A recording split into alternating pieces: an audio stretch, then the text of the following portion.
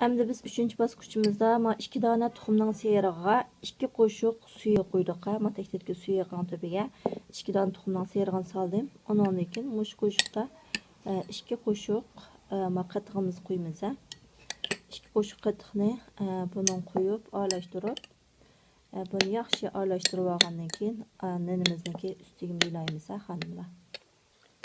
Mana qizlar, buni aralashtirib tayyor qilib oldik. Endi manenimiz yarım saat turgandan keyin shunday ko'pib ketibdi. Ko'pib, chiqqan shakllar ancha aniq chiqmay qolibdi. Biz mobilkimizni shu chilab turib, hali xamir suyimizga buning shaklini chiqarib olmasa, buni besib vilkimiz bilan buningki shaklini texim aniq qilib olamiz. Qo'limiz chiqqan shaklda ko'pish jarayonida yo'qolib ketibdi xonimlar.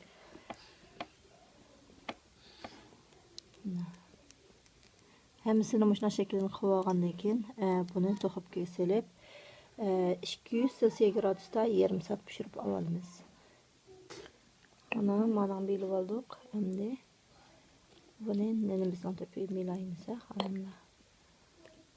Ninimizning to'piga qatiq, sumay, tuxum serig'ini aralashmasini toza tashchi milab bo'lib pishiramiz.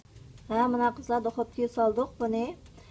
Buni 200 Selsiy gradusdan 220 Selsiy gradusga tashab qo'yib, yarım soat pishirib olamiz. Ya'ni yuzi qizarib pishgandalar olsak bo'ldi xonimlar.